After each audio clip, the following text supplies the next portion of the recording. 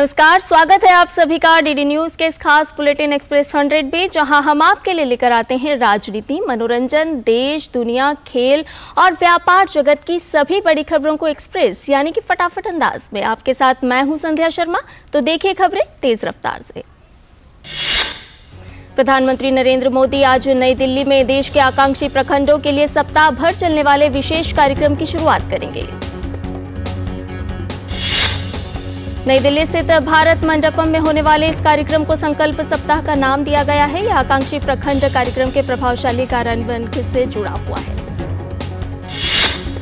इसका उद्देश्य नागरिकों के जीवन की गुणवत्ता बढ़ाने के लिए प्रखंड स्तर पर शासन में सुधार करना है। इस कार्यक्रम में देश भर की पंचायत तथा प्रखंड स्तर के करीब 3000 प्रतिनिधि हिस्सा लेंगे। इसके अलावा ब्लॉक और पंचायत स्तर के पदाधिकारियों, किसानों और अन्य क्षेत्रों के व्यक्तियों सहित लगभग 2 लाख लोग कार्यक्रम से वर्चुअल रूप से जुड़ेंगे। संकल्प सप्ताह सभी 500 आकांक्षी ब्लॉकों में मनाया जाएगा। 3 अक्टूबर से शुरू होकर 9 अक्टूबर तक मनाए जाने वाले संकल्प सप्ताह में हर दिन के लिए एक विशेष थीम है, जिस पर सभी आकांक्षी ब्लॉक काम करेंगे।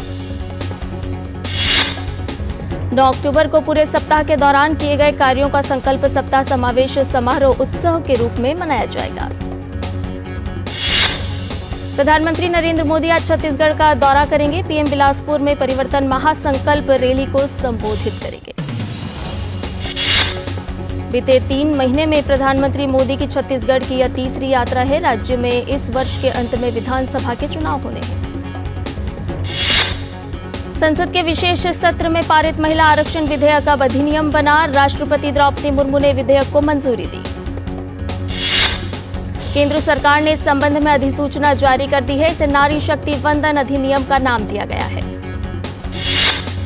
राष्ट्रपति की मंजूरी के बाद अब यह विधेयक कानून बन गया है। इसके अंतर्गत लोकसभा और राज्य विधानसभाओं में महिलाओं के लिए 33% सीटें आरक्षित की गई हैं।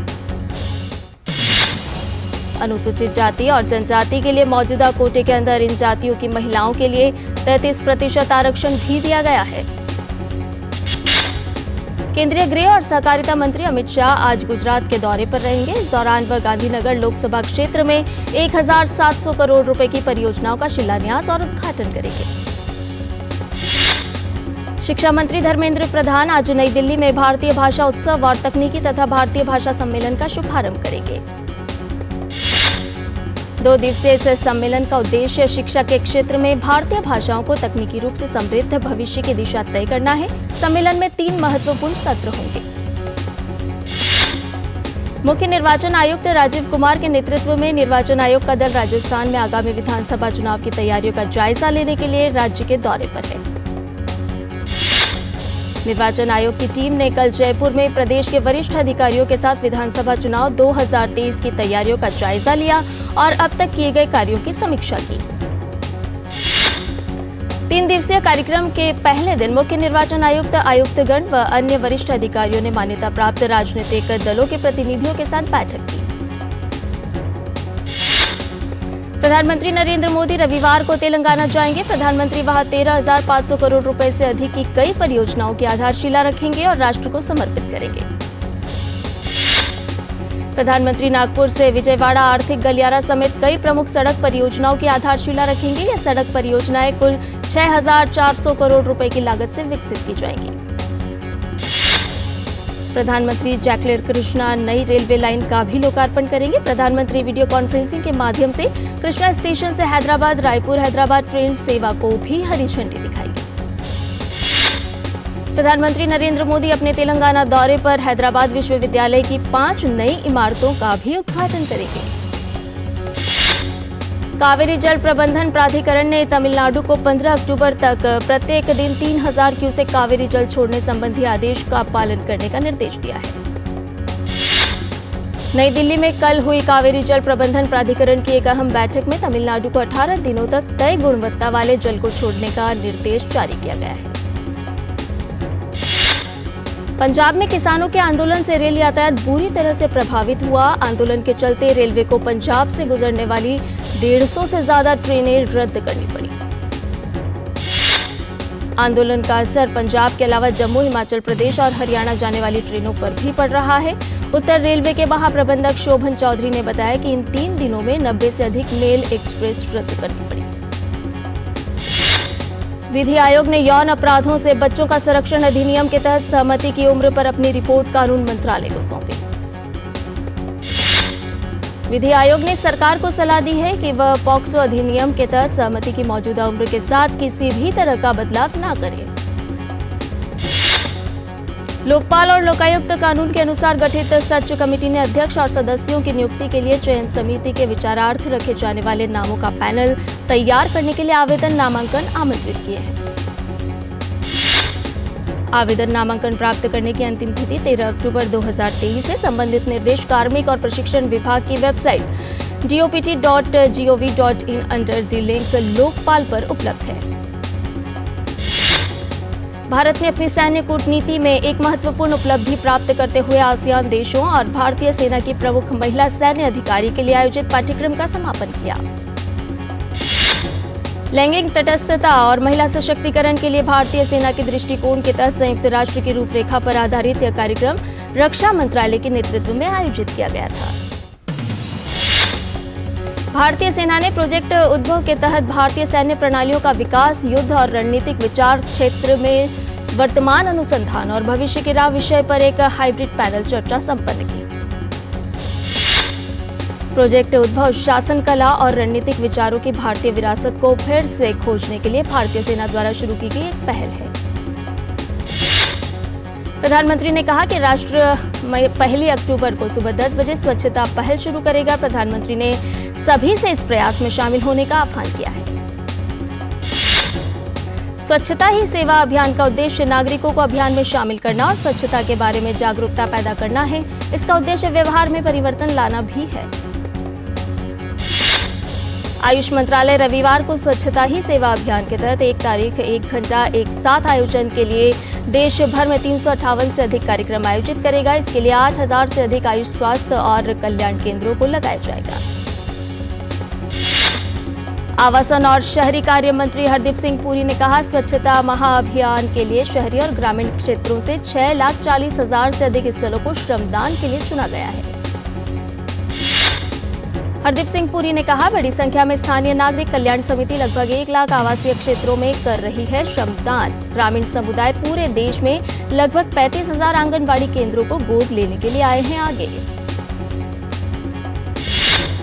उत्तर प्रदेश में स्वच्छता ही सेवा पखवाड़े के अंतर्गत सभी निकायों में महासफाई के लिए 154 घंटे का नॉन स्टॉप स्वच्छता अभियान चल रहा है।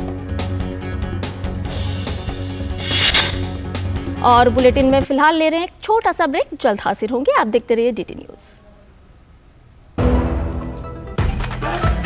मैं क्या जी, सब जानते हैं, जहां दिखे मारियो, अपना समझ के खा लियो। चाची, कल्याण भव, सुखी भव और सबसे जरूरी आशीर्वाद, आयुष्मान भव। वो तो मोदी सरकार सबको दे रही है। देश के धनी आदमी जिस प्रकार से आरोग्य की सेवा प्राप्त कर सकते हैं, अब मेरे देश के गरीब को भी वही सेवाएं उपलब्ध होनी चाहिए। शुरू हो रहा है आयुष्मान भव अभियान 17 सितंबर से। आयुष्मान आपके द्वार का तीसरा चरण। मोबाइल से ही बन जाएगा आयुष्मान कार्ड। आयुष्मान मेला आयोजन, जहां कई बीमारियों की होगी मुफ्त जांच और इलाज। अंगदान शपथ पंजीकरण, जिससे हमारे बाद भी किसी और को मिले जीवन। रक्तदान शिविर और आयुष्मान सभा का आयोजन। इन सुविधाओं का लाभ उठाने नजदीकी आयुष्मान हेल्थ और वेलनेस सेंटर पर जाएं। अब होगा जन जन आयुष्मान। माननीय प्रधानमंत्री जी की अगुवाई में और देश के जाने माने लोगों के साथ स्वच्छता की इस मुहिम में योगदान करें। एक साथ मिलकर करते हैं साफ अपने गली और मोहल्ले को। पूजा घरों से लेकर विद्यालय तक, रेलवे स्टेशन से लेकर सड़कों तक अपनी धरोहरों का मान बढ़ाते हैं। कचरे से पर्यावरण को बचाते हैं, स्वच्छता से समृद्धि लाते हैं। 1 तारीख को अपने घर के आसपास होने वाले स्वच्छता के कार्यक्रमों की जानकारी और उसमें भाग लेने के लिए स्वच्छताहीसेवा.com पर जाएं और #स्वच्छ भारत के साथ अपने फोटो और वीडियोस अपलोड करें ताकि पूरा देश बने स्वच्छ। और यही तो होगी 2 अक्टूबर पर गांधी जी को हमारी सच्ची श्रद्धांजलि। 1 अक्टूबर को 1 घंटे के लिए सुबह 10 बजे से स्वच्छता के लिए करें श्रमदान। शुरू करो, डालो बुनियाद, घर महल नजर आएगा। वंडर लाइए, वंडर लाइए, फर्क नजर आएगा। वंडर सीमेंट, फर्क नजर आएगा। मैं क्या जी, सब जानते हैं, जहां दिखे मारियो, अपना समझ के खा लियो।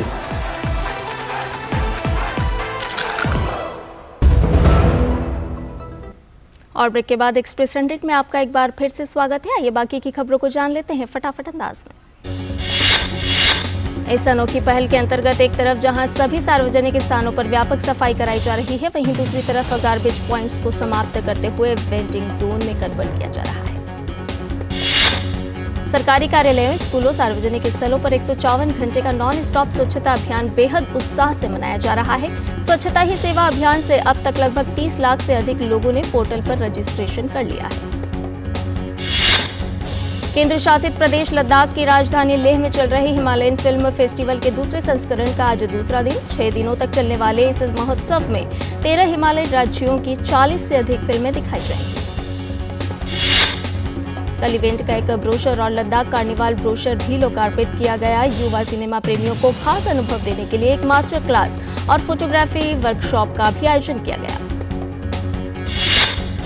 पहले दिन सुजॉय घोष की जाने जाना और लास्ट डे ऑफ समर भी दर्शकों को दिखाई गई। पहले दिन कार्यक्रम के अंत में हुए सांस्कृतिक समारोह ने लद्दाख की समृद्ध संस्कृति की झलक भी दिखी। कोयला मंत्रालय ने 7वें दौर की नीलामी में वाणिज्यिक खनन के तहत कोयला खदानों के 6 सफल बालिकताओं के साथ समझौते को अंतिम रूप दिया। इन 6 कोयला खदानों में से 4 खदानों में आंशिक और अन्य 2 में पूर्ण अन्वेषण हुआ है।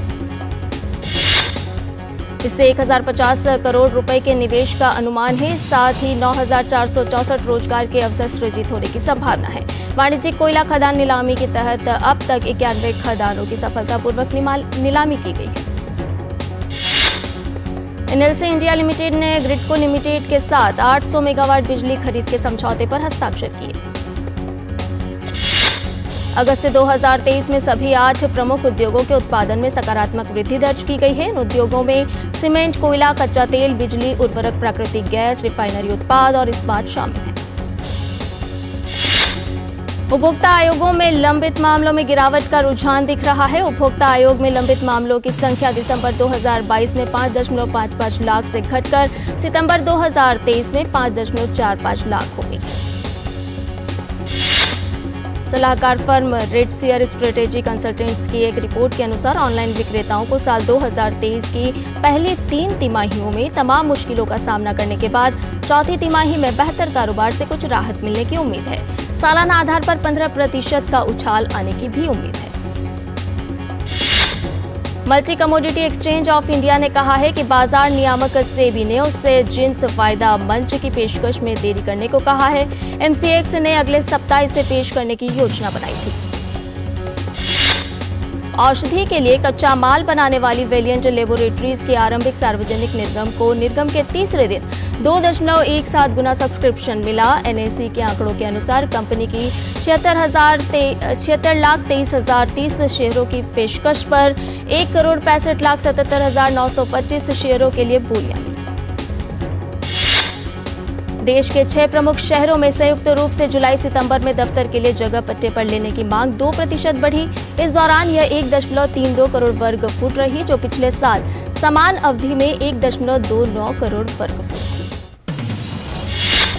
सरकार ने फसल अवशेष प्रबंधन के लिए दिशा निर्देशों को संशोधित किया है। इसके तहत पुआल यानी पराली का खेतों से अलग प्रबंधन करने के साथ मशीनरी की पूंजीगत लागत पर वित्तीय सहायता भी प्रदान कर रही है। दोपहिया वाहन कंपनी हीरो मोटोकॉर्प 3 अक्टूबर से चुनिंदा मोटरसाइकिलों और स्कूटरों की कीमतों में लगभग 1% की बढ़ोतरी करेगी। कंपनी ने एक बयान में कहा कि कंपनी 3 अक्टूबर 2023 से चुनिंदा मोटरसाइकिलों और स्कूटरों की कीमतों एक्स शोरूम में मामूली बदलाव करेगी। सरकार का कुल सकल ऋण अप्रैल-जून तिमाही में तिमाही आधार पर 2.2% बढ़कर 159.53 लाख करोड़ रुपए हो गया है। वित्त मंत्रालय की एक रिपोर्ट में बताया गया है कि मार्च के अंत में सरकार पर कुल सकल कर्ज 156.08 लाख करोड़ रुपए था। दूरसंचार विनियामक ट्राई ने दूरसंचार सेवा प्रदाता वोडाफोन आइडिया लिमिटेड पर अनचाही कॉल एवं संदेश पर रोक लगा पाने में नाकाम रहने पर 1 करोड़ रुपए का जुर्माना लगाया है। भारतीय दूरसंचार विनियामक प्राधिकरण यानी कि ट्राई ने उस पर यह जुर्माना 28 सितंबर को लगाया। मारुति सुजुकी इंडिया ने कहा कि उसे जीएसटी प्राधिकरण से कारण बताओ नोटिस मिला है। कंपनी ने कहा कि यह नोटिस पहले से चुकाए गए कर को वसूलने, ब्याज की मांग करने और जुर्माना लगाने के लिए जारी किया गया है। नोटिस में कुल 139.3 करोड़ रुपए की मांग की गई है। केंद्रीय मंत्री सर्बानंद सोनोवाल ने कहा कि G20 शिखर सम्मेलन की सफलता ने दुनिया में भारत की अद्वितीय स्थिति को और मजबूत किया है। उन्होंने कहा कि साथ ही वैश्विक नेताओं को आर्थिक सुधार तथा विकास के मकसद से रणनीतियों पर चर्चा करने के लिए एक महत्वपूर्ण मंच भी प्रदान किया है। वॉशिंगटन डीसी में विदेश मंत्री एस जयशंकर ने कहा कि दुनिया को किसी तरह के पुनः वैश्वीकरण की सख्त जरूरत है। उन्होंने यह भी रेखांकित किया कि भारत गैर पश्चिमी देश है लेकिन पश्चिम का विरोध नहीं है। डॉक्टर एस जयशंकर वॉशिंगटन में थिंक टैंक हडसन इंस्टीट्यूट द्वारा नई प्रशांत व्यवस्था में भारत की भूमिका विषय पर आयोजित एक कार्यक्रम को संबोधित कर रहे थे। पाकिस्तान के पेशावर में मस्जिद के निकट एक आत्मघाती हमलावर ने खुद को विस्फोट से उड़ा लिया, जिससे कम से कम 52 लोगों की मौत हो गई और लगभग 50 अन्य लोग घायल हो गए, जबकि एक अन्य मस्जिद में हुए आत्मघाती धमाके में 4 लोगों की मौत हो गई। पाकिस्तान के पूर्व प्रधानमंत्री नवाज शरीफ 21 अक्टूबर को स्वनिर्वासन से लंदन से लौटने पर लाहौर के मीनार पाकिस्तान में एक रैली को संबोधित करने के एक दिन बाद अदालत में पेश होंगे। नवाज रैली को संबोधित करने के बाद अपने चुनाव प्रचार अभियान की भी शुरुआत करेंगे। रूस ने क्षेत्रीय खतरों पर बातचीत करने के लिए तालिबान के प्रतिनिधियों की अपने देश में मेजबानी करते हुए कहा कि मॉस्को अफगानिस्तान की खुद और संयुक्त राष्ट्र खाद्य एजेंसी के जरिए मदद करता रहेगा। एशियन गेम्स 2023 में 7वें दिन के मुकाबले जारी हैं। भारतीय खिलाड़ी आज भी कई खेलों में चुनौती पेश करेंगे। दिन की शुरुआत एथलेटिक्स और निशानेबाजी से हुई है। 10 metre air pistol mixed team qualification में सरबजोत सिंह और दिव्या की भारतीय जोड़ी ने फाइनल में स्थान बना लिया है। लॉन्ग जंप में भारत के शीर्ष एथलीट मुरली श्रीशंकर ने फाइनल में स्थान बना लिया है। मुरली ने अपने पहले प्रयास में 7.97 मीटर की छलांग लगाई। फाइनल के लिए क्वालिफिकेशन मार्क 7.90 मीटर था। इसी स्पर्धा में एक अन्य भारतीय जैस्विन एल्ड्रिन ने भी फाइनल में स्थान बना लिया है। जैस्विन ने पूल में 7.67 मीटर की छलांग लगाते हुए फाइनल में स्थान बनाया। महिलाओं की 100 मीटर हर्ट्ज भारत की ज्योति यर्राजी ने भी फाइनल में जगह बना ली है। वह क्वालिफिकेशन में दूसरे नंबर पर रही। उन्होंने 13.03 सेकंड का समय निकाला। फाइनल रविवार को खेला जाएगा। इससे पहले छठे दिन भारत ने 2 स्वर्ण, 4 रजत और 2 कांस्य पदक जीतने में सफलता पाई। भारत ने निशानेबाजी में शुक्रवार को 2 स्वर्ण और 3 रजत पदक अपने नाम किया। निशानेबाजी में ही पुरुषों के 50 मीटर व्यक्तिगत स्पर्धा में भारत के ऐश्वर्य प्रताप तोमर ने रजत पदक जीत लिया। इस संस्करण में ऐश्वर्य का ये चौथा पदक है। टेनिस स्पर्धा में भारतीय पुरुष जोड़ी को रजत पदक से संतोष करना पड़ा है। पुरुष युगल मुकाबले में रामकुमार रामनाथन और साकेत माइनेनी की जोड़ी को फाइनल मुकाबले में चीनी ताइपे की जोड़ी को के हाथों 4-6, 4-6 के अंतर से हार का सामना करना पड़ा। एशियाई खेलों में रोहन बोपन्ना और ऋतुजा भोसले की मिश्रित युगल जोड़ी आज फाइनल मुकाबला खेलने उतरेगी। बोपन्ना और भोसले की जोड़ी ने सेमीफाइनल में चीनी ताइपे की जोड़ी को 6-1, 3-6, 10-4 से हराया था। 19वें एशियाई खेलों में भारत को एथलेटिक्स में भारत का पहला पदक महिला गोल फेंक में हासिल हुआ। भारत के लिए ये पदक किरण बालियान ने जीतने में सफलता पाई। स्क्वैश में भारतीय पुरुष टीम ने फाइनल में पहुंचकर पदक पक्का कर दिया है। भारतीय टीम ने सेमीफाइनल में मलेशिया को 3-1 से हराया। फाइनल में भारत का सामना आज पाकिस्तान से होगा। भारतीय महिला स्क्वैश टीम को कांस्य पदक से संतोष करना पड़ा है। सेमीफाइनल मुकाबले में भारतीय टीम को हांगकांग के खिलाफ हार का सामना करना पड़ा। अनाहत सिंह आखिरी मैच में ली के खिलाफ 10-12 से हार गई। भारतीय बॉक्सर निखत जरीन ने सेमीफाइनल में पहुंचकर पदक पक्का कर लिया है। उन्होंने क्वार्टर फाइनल में जॉर्डन की हनन नासर को हराया।